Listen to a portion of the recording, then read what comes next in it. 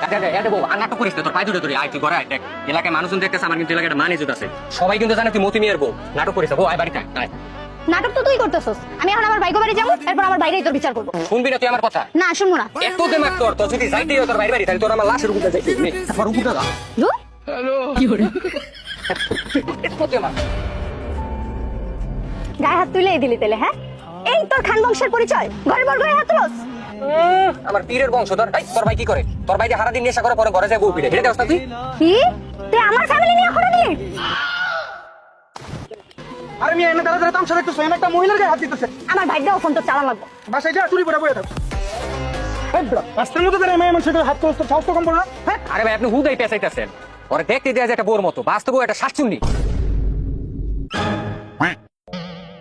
এই রে, বেশি বলে লেলাম না আবার।